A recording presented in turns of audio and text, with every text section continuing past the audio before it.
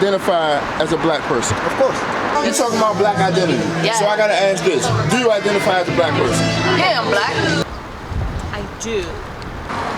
Yes. I do. No.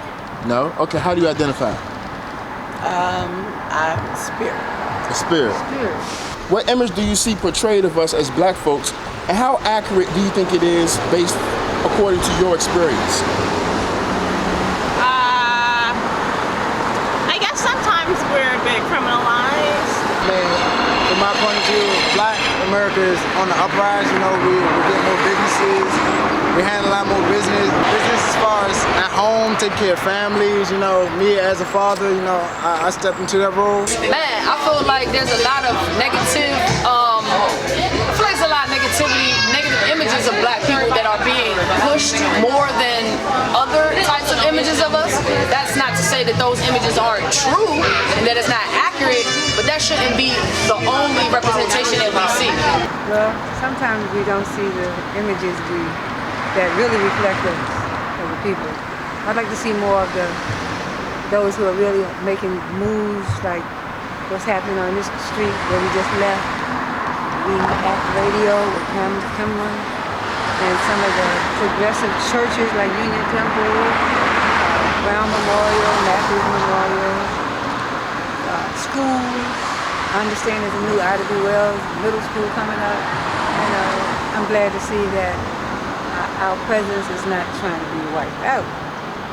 I don't know. I mean, it can be degrading from a Hollywood standpoint, but it's all how you carry yourself a little bit. It's sort of a thing that's been handed down from generation to generation. If you go way back, you know, to slavery days, you know, we do this because this is what black people do, I guess. You know what I mean? And that whole same thing is just on loop. Do you think blacks have an identity crisis in America? Of course. Talk to us a little bit about that. I mean, just, again, being a young black man, you know, we aim for, we target it every day, you know, being a young black woman, not me per se, but looking at young black women, they objectified, you know, they're sex symbols nowadays, so, I mean, yeah, of course. Well, we have identity crisis because we don't know who we are. There's definitely a lack of knowledge of self. We really don't know our roots and our origin beyond what they teach us in the classroom. So, like I said, we got work to do. We got to dig a little bit deeper. We really want to know who we truly are. If you've been taken from your home and forbidden to learn your language, and forbidden to read, and forbidden to participate in your cultures, and then you're given another culture, and you're given another God, another spirituality, you don't know who you are.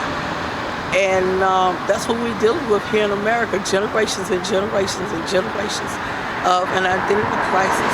And we're giving what we're told is our identity, but it isn't. All right, so how do you think we got to this point where we're at currently as black Americans? Rap music.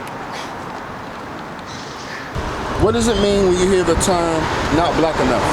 How do you feel? What emotions are sparked? I'm not black enough. What is black exactly? So my first feeling is usually that it's just, you know, it's an uneducated remark. I don't know who created the standard of blackness. Like, point that person out to me. To literally not know what being black actually stands for, you know what I'm saying? It's more than just being urban, it's more than being ghetto, it's more than how you talk. Everybody's experience is different, so I think we need to just be open-minded to the full black experience. So do you think it has become popular to become a black apologist?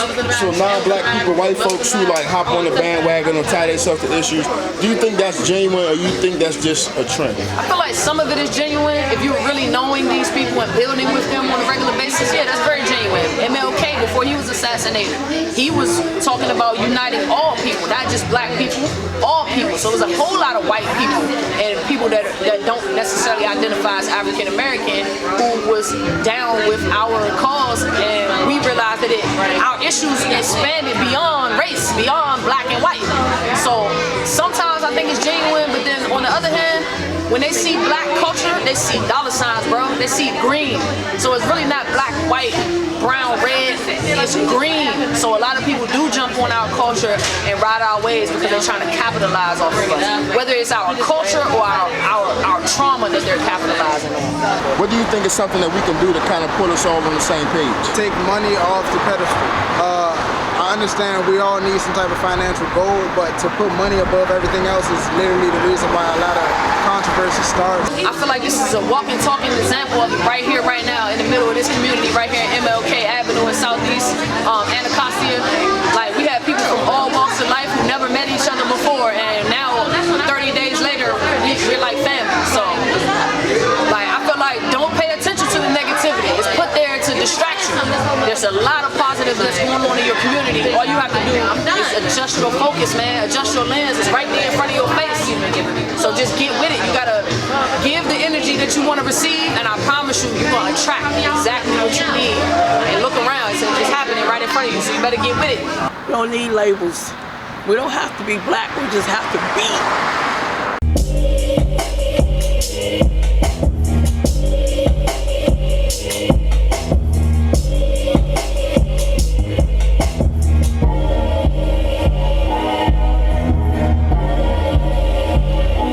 All life began in Africa, and people migrated out. We're everywhere, all over the world, all over the planet. You know, we were there.